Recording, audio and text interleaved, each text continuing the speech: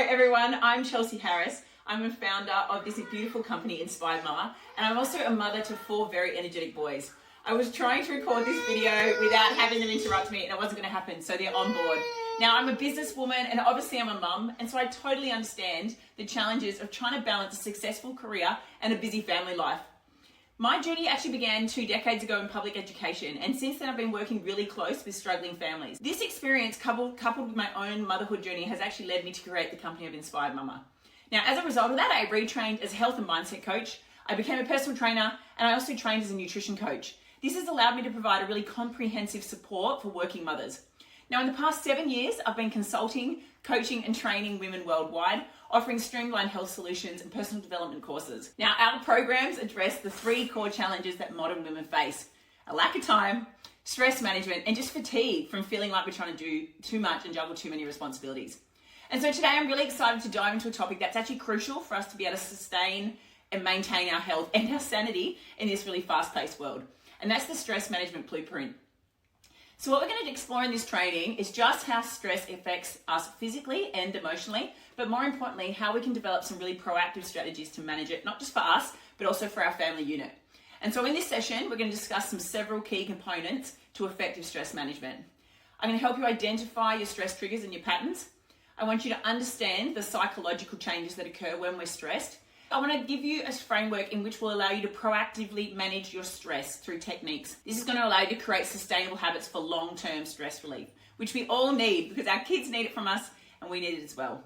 We're also going to dive into our upbringing and how learned behaviors can really contribute to our stress response and how we can rewire our brain for better outcomes. By the end of this training, you're going to have a clear understanding of your personal stress profile and some really actionable steps as to how you can create a more balanced, less stressed life, even when you've got a baby on your hip.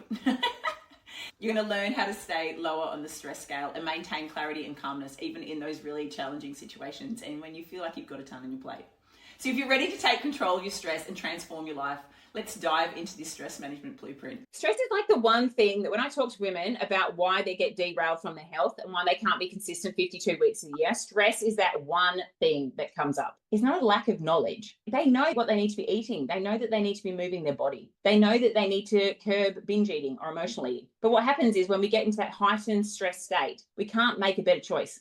And the problem is everything else falls apart. So we have to work out from stress, what does stress do to me and who do I become as a result of it? And what are the habitual patterns of behavior that play out? And if we can work out like how to decrease our triggers and understand who we become when we're stressed, then we can change our behavior because hopefully we can reduce our baseline stress so that we cope better on a daily basis by being more proactive with our stress management techniques. But then also we can have more loaded on our plate and we don't get derailed from it. So what does stress do to us? First of all, it makes us feel overwhelmed. Now, there are huge amounts of demands and responsibilities on women in this day and age, and we're often juggling our job, our home, our children, our relationships, all the people in our family and making sure the logistics and the running of that is going on. And so there's a huge amounts of demands and responsibilities that are sitting on top of us. And because we feel like we're the nurturer and we want to give everything to our loved ones, we can feel like there's a lack of time for us. Now, when we're overwhelmed and we're stressed and we feel like we're snowed under with our to-do list, what's the first thing that slides off the table? Our health. Every time. It's the first thing that goes. It's, oh, well, I'm not going to do the workout because I can't get through that today. Or I'm going to put off the meditation because my kids need me right now. Or I haven't got time to do the meal plan right now. I'll get to it later, but I'm just going to race to the shops. And the time in which you could have gone to shops, you could have done the meal plan and you probably could have processed the online shop. So the problem is that when we're stressed, we can't actually prioritize our time because we feel like we have lack of time. We just feel like we're trying to steal moments for ourselves here and there. This can lead to women going to bed late, but it can also really affect their sleep and actually can lead to further stress and fatigue because women try and stretch out the evenings when the kids are asleep and the email's not coming in, the notifications aren't going off anymore, and they're like, finally, I'm going to get some time to myself. And then they stay up a little bit later and those poor habits come into play. And those poor habits are those unhealthy coping mechanisms. So we might turn to Netflix, spending too much time on television, being on YouTube, online shopping is another one, spending far too much time doom scrolling on social media. But the problem is that doesn't help us reduce our stress. Those things exacerbate our stress. Because we're not actually processing the thoughts and emotions required to move through that stress trigger, we're just basically like putting a screen up in front of ourselves and distracting ourselves for a period of time. what happens is that those unhealthy coping mechanisms actually make our stress so much worse. Now, we know that when we move up the stress scale, and I often describe stress as a thermometer, and I want to imagine that if you're in a really great sound mental space, you're sitting at like 18 to 20 degrees. You can cope with more on your plate, you feel really good, you're coping with your to-do lists, you're in a great sound mental space, and you've got really positive relationships. You've also got a really positive internal dialogue. What happens as you move up that scale is that as you get more and more heated, say when you get to degrees and you get up to the top of the scale, you're flipping the lid. There's two ways in which women process that. If you're really overwhelmed and you're really stressed, then you're going to be processing it by yelling, screaming, externalizing your stress, and you're also putting a greater impact on your relationships. You're basically toxic in your relationships. And we know that. We haven't got time for our kids. We're snappy. We're thinking that they're disrupting us. We're not nurturing in our relationship with our partner. We don't think we have time for our friends. We socially shut down. We start to isolate ourselves. And you can see that play out.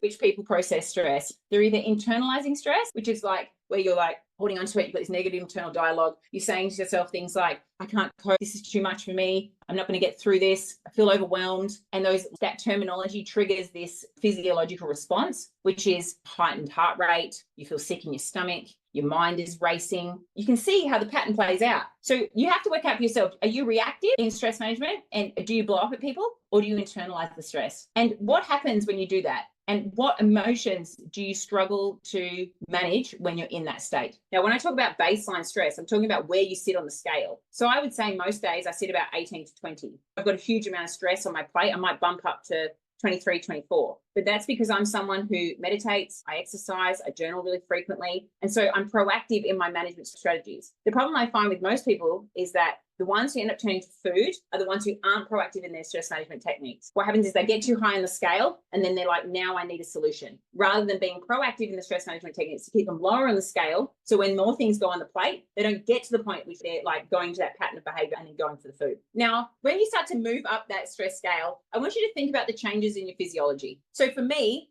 my thoughts start to race. I start to get short with my kids. I start to want everyone to go away from me. I start to like shut things harder, like drawers and whatever. I'm trying to get space. I'm generally trying to work on my computer and do something that's totally unrealistic with 4 children needing something from me. I'm generally trying to do what I should be trying to get the kids ready for school. I can't think, is this habit appropriate for this moment? And then my heart's racing, I'm breathing heavier, and I'm getting more flustered. And I can feel myself move up that scale pretty quickly. So what I want you to do is I want you to think, what happens to me, my mind, my body, when I start to move up that scale? Because if we can recognize that, we can actually pull ourselves off that ledge sooner than when we're actually like scaling to 27, 28 and above. Now, the problem is that as we start to move up that scale and our physiology starts to change, our heart's starting to race, our thoughts are starting to lose control, and we're starting to feel like we're too overwhelmed. We can't get out from under the landslide. We just feel totally overwhelmed by these demands. And this is when this like lack of control comes in, and you can't problem solve. It's a real problem, because the part of the brain that actually problem solves is the prefrontal cortex. So that's why whenever I'm saying, whenever I'm highly stressed, the thing that I do is I look at my to-do list and I allocate my top 3 on a list that it doesn't have anything else written on it.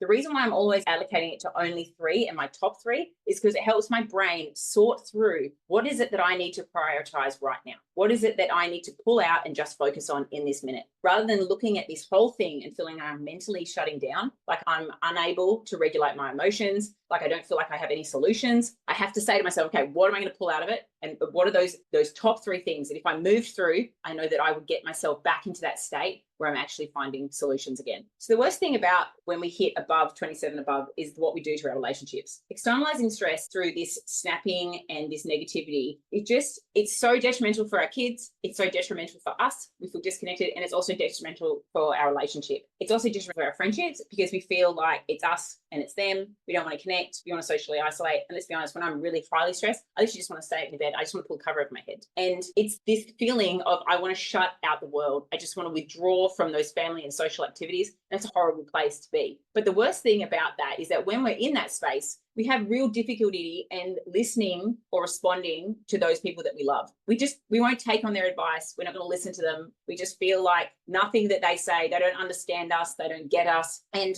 we feel like we're on this lone little island. Now, my biggest fear out of all of this is what we pass on to our kids. So if we're someone who doesn't proactively manage our stress and we're constantly sitting higher on the scale, and I can meet people, I meet some women at school drop-off, and I know that they're sitting at 24, 25, and it's 8 o'clock in the morning, and they're like snapping at the kids and get out of the car. I've told you about it already, but I thought it's 8 o'clock in the morning, mate. Like this poor kid, like You got to think of what are they learning? And if that kid's going to go into school, what impact does that have on them? So we have to think, what are we teaching our children about how they manage their stress? And are we being proactive or are we being reactive? And if we're currently being reactive and we don't want to pass these patterns on to our children, then we have to think, okay, like, how am I going to change what I'm doing so I can cope better from day to day? So what does stress do to us? It has this huge fear, like this thing of stress makes us totally derail from not just our health goals, but just our life goals. I know that when I'm overstressed and I feel like I'm losing control, then I'll get to a point where I think I need to quit the business, I need to quit being a mom, just need to like pack up my caravan and move away. We've all been there, right? When you're like, I'm shipping out, I'm taking off. It impacts everything. It doesn't impact our mental space and our ability to want to commit to ourselves and our goals. It also impacts the food choices that we make, because we can overeat, we don't feel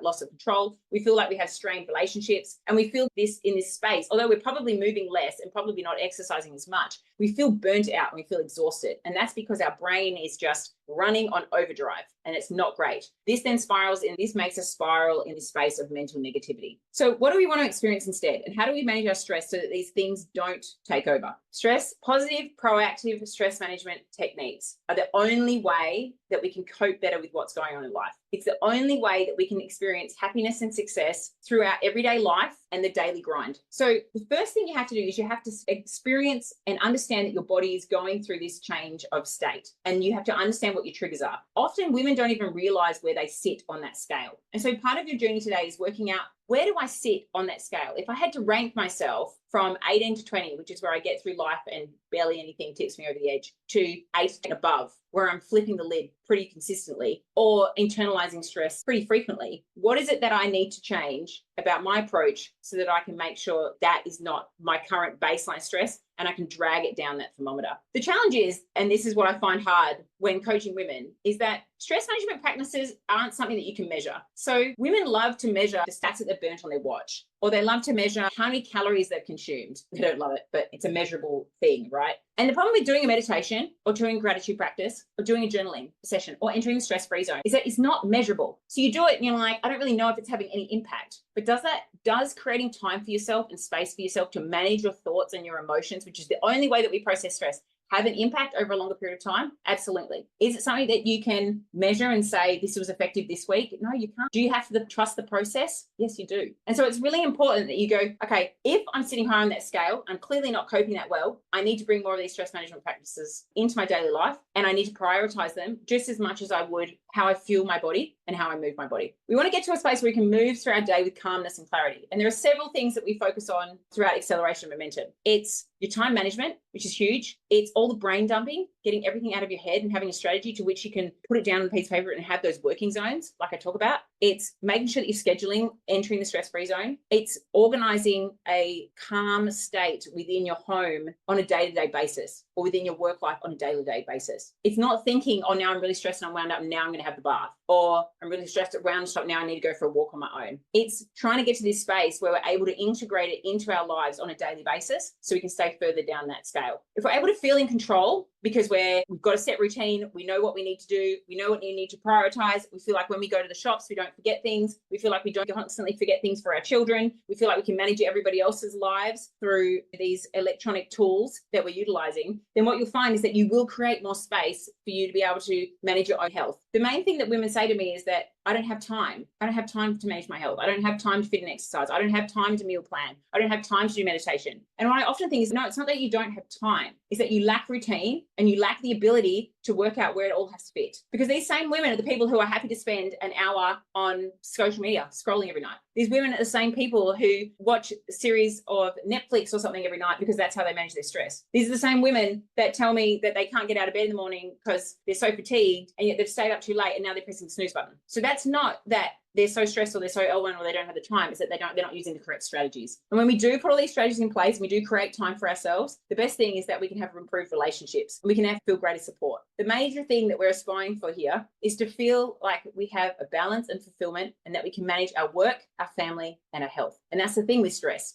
When you're overwhelmed, you will manage your work and your family, but you will let your health go. So what I want us to talk about today is the first thing we need to do is we need to identify the patterns of behavior that play out. Identify them, okay? So when you move up that scale and you move into 24, 25, 26, 27, 28. What happens when you get there? Okay. What are the patterns of our behavior that play out? Now, I know for my old self used to be like, where's the wine? Where's the block of chocolate? I'm just going to drink the entire bottle, probably sink another, and I'm going to make sure that I go and get that chocolate and pretend I was going for bread and milk. And that used to be my coping strategy. And then I'd eat it in the car. And then I'd stash the rubbish in my little side of my door thing. And then when I got home, I would go to the bin and I put it in the bin and hide it under something else, hoping that nobody would know that I've been binge eating in the car. What is the reaction? What is the pattern of behavior that plays out when you move higher on the scale? And then we have to work out, okay, what are the things that push us to that point? Okay. So I want us to identify, that's the first step in the process. In the booklet, there are the 5 stages that we move through. And so what I want us to do now is move through each of these steps, and one flows into the other. First thing I want you to do is I want you to identify those patterns of behavior. So I want you to reflect on your current patterns of behavior when you're in that stressful situation arise.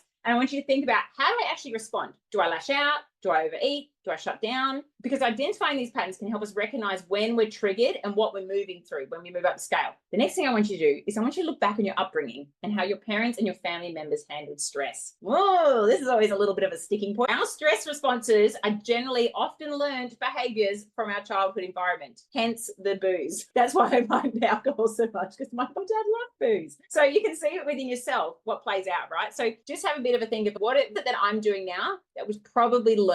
What am I teaching my kids? So I want you to pay attention to the areas in your life where you feel the least control and probably the most overwhelmed, because these are the likely sources of significant stress. So what I find, and we all experience this, but if there's an area in life which we think that we're crap at, and our ego naturally doesn't want to go towards that space, we don't want to spend time working on it, it's because we think we're terrible at it. And those areas in our lives are the ones that cause us the most stress. So what do? We try to spend less time in that area of our life. And what does that do? Cause us more. So a lot of ladies, when they think that they're crap at managing their health, or they're not very consistent in it, or that they're not great at meal planning, or they don't have confidence in the kitchen, or I've never been a meditator, or this is just who I am, then these are the comments I hear often, of course, quite frequently. And the challenge is that people shy away from the things that they don't think that they're very good at. Even they know that one thing, if they spent more time on it and they did more reps and they got better at it, they'd actually have greater confidence in it, and that they would flourish as a result of putting more energy into it. So you've got to work out, like, when I move up that scale and I start criticizing myself harshly and I have that abundant negative self-talk, what causes that?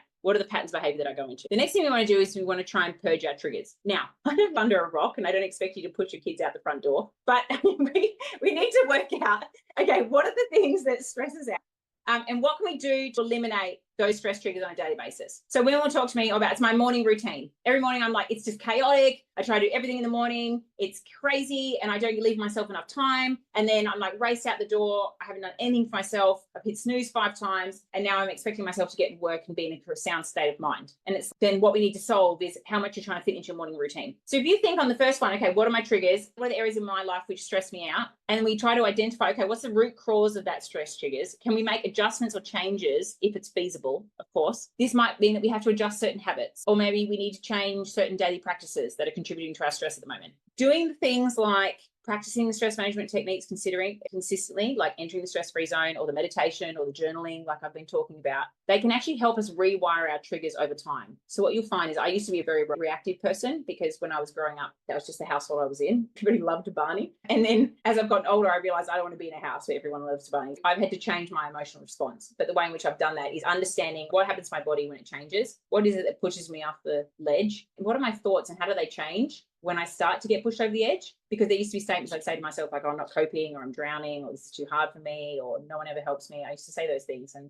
those thoughts would exacerbate the problem. So when I was able to say, okay, like, when I start to move up the trigger, how am I going to change how I'm reacting? What can I change in my response? How can I do deep breaths? Or what can I say to myself? You always get everything done. So I always say to myself, you always meet deadlines, you always get everything done. But I've changed the affirmation that I state to myself. But I also know that if my mornings are really tight and I don't have enough time to do all that stuff in the morning, then I need to peel stuff away from it. Or if my work is overwhelming me, then it's because obviously I'm not utilizing my time, and I'm probably doing what Gemma and I were talking about before, which is like the clicking around and doing the simple stuff, and not doing the actual stuff that matters, that reduces my stress. Or maybe I'm not tackling the thing that's actually going to help get my nutrition on track, which is just sitting down and nutting out a plan and then trying to follow the plan. So recognizing that stress in itself is not inherently contained in external events. But the thing is, we choose how we respond to those events. And this can be such a hard pill to swallow because there is not one particular event which is actually stressful. I'm going to say that again. There is not one particular event which is actually stressful. There are only stressful responses. And in a lot of my infinite potential content, I talk about the fact that there is a trigger or the event, there is a response, and then there is an outcome. Can you see how that can change? Like the event is never the problem. The hectic traffic is not the problem. Waiting at the doctors is not the problem. Your kids not being able to find their shoes is not the problem. The fact that you hit the snooze button 20 times is not the problem. The fact that you've got lots of stuff coming in for your business is not the problem. The problem is how we choose to react, because how we choose to react creates an outcome. And we can choose how we react based on how we manage our stress. This is why such a huge component of the program is talking about entering the stress-free zone on a daily basis as much as possible. Trying to get into a practice where you meditate in the morning, where you do something for yourself, listen to personal development content. Trying to get into the practice of where you're journaling so you can see your thoughts in black and white and you can stop. So you're like, okay, for example, I had something I was going through yesterday. I thought, I don't have any solutions to this. I literally just typed it all out. And then once I typed out, I was like, solve that, get on with it. Okay, awesome. It was like I got it out of my head. I stopped thinking about it. And so sometimes I just need to type out my problems or write out my problems and then go, okay, what can you do about it? And if you can't do anything about it, then there's nothing to be stressing over, right? Because it's out of your control. Now, the problem with this, most of the stress triggers is that we think that we can't change our circumstance. But the good thing about writing it down and seeing it in black and white makes us realize, okay, there's some things I can control and there's some things I can't. And all I can do is take actions on the things that I can. And for the rest, I have to let it go. It's just the way it is. But it allows you to see it rather than think it and try to sleep and hang on to it and do everything else that we do. So we need to take responsibility for our responses instead of feeling like a victim of these circumstances. Try to avoid the blame. Instead, just focus on what you can control and use those methods like laying down with the meditation, allowing all the thoughts to come forward and just being like, what is going on? Feel all the emotions. Cry, let the feelings be there. Don't be the woman who's like scrubbing the bathtub, swearing because the partner doesn't support them and she wants to kill everybody in the house. We've all been there, hey? I'm so angry. Don't ask me. You're just exact stress. Like the only way you're going to move through these feelings is like processing those thoughts and emotions to create space for it. Do the journaling, do the meditation, get outside, enter the stress-free zone, do something that allows you to move through it. Don't hang on to it. And then when we do that, we can choose our current response because you'll feel yourself going up the scale. You'll cope better with it. You recognize, okay, these are the triggers for me. This is how I change in my body. And then this is what is causing me to react like this. How can I change that as much as possible? Ideally, we want to choose our plans to make everything better. Ideally, we want to be able to get to a point where we can choose our response. But you have to catch the thought, the internal dialogue. That's the problem. When the internal dialogue spirals, it can get quite hard to pull yourself back up. So you got to catch it quite quick. And then ideally, all these things that we're talking about, like these proactive stress management techniques, we need to be able to actually habituate them. You want to make them a part of your everyday life. Why? Because your relationships will be better. You'll be kinder to yourself. You'll be more empathetic when you make mistakes. You'll be more consistent with your exercise and your nutrition. You'll have a positive relationship with food. You can see why the stress management practices are actually pretty important for health management, right? So the first thing I want us to look at is the first stage of this process. The first one is identify. The next thing I want you to do is I want you to purge. Then we're going to choose how we react. We're going to own our response and we're going to habituate it. First one was identify. Okay, so what I want you to do in your first triangle is I want you to identify what are your major stress triggers, okay? Mine would be work, overwhelm. No, workload actually. Mine would be the workload. So you got to identify that. How can I purge it? Okay, and you guys all have to do the same thing, right? Okay, how can I purge this? Don't overcommit, set boundaries. That's with like clients, my staff or my team and my time. And I think that time is a big one. If you have a project and you want to work on it and you're passionate, but it can cause you stress, then you have to be able to say, okay, how can I set boundaries with this? Okay, I'm only going to work until 8:30 at night and then force myself to get off the computer so that I can actually go to bed on time. Then we're going to choose our response, choose how we react. This is how I do this. This for me is like picking the top 3 tasks when I feel overwhelmed. Allocate time. I have to allocate time to work zones. And so what we want to do is we want to go through and then we have to own our response. Okay. So what happens when we feel overwhelmed? What happens to me? So how do I have to own my response? First of all is, it's a tough one. I'm not responsive to feedback from my husband because of course he's my business partner. So whenever he gives me feedback, I feel like he needs to just go away. We're not going to Barney over it. Like, not now. Go. Don't talk to me about this shoe. Okay. So I'm not responsive to feedback. What else do I do? Oh, this is quite funny actually. How insightful. I pick up my team because I think they're doing enough. They should be picking up more. I feel like their competency level's low. So I probably give my team a bit of a hard time, but pass more stuff on to them. So I need to habituate about this. I think what I need to habituate, if I reflect on this, I think for me, I hope you're doing your own, but I think for me, the thing I need to habituate is I need to have set meeting times with my husband. So it's not like I need to discuss this with you now when I'm heightened and we have a set time. So then I'm in a calm state of mind. So, you know, when you discuss it later, it's never a bigger deal as when you want to discuss it on the spot. There's always, if there's that time lapse, it always works out better, doesn't it? When you want to have a conversation with your husband, you try and call them and they can't answer. It's probably a good thing. And you speak to an hour and you're like, oh, it's not such a big deal. Same thing. Sometimes you need like a time delay in when that conversation occurs. So set meeting times. Okay, I'm going to stop there. Thank you so much for joining me in this session on the Stress Management Blueprint. Yes, this little lump is still sitting on my hip. I really hope that you found the strategies valuable and that you're feeling really empowered to take control of your stress levels and your overall well-being. Now, if you'd like to access more of my free trainings, please head over to inspiredmama.com where you can see our website. There are heaps of resources there that are designed to help you manage your stress, improve your time management, and also just create that more balanced life for you and your kids. Or if you want to stay connected daily with tips and inspiration, please follow me on social media. On Instagram, you'll find me on Chels_inspiredmama. On YouTube, you'll find me at Inspired Mama. Or on Facebook, it's inspiredmama_Chels.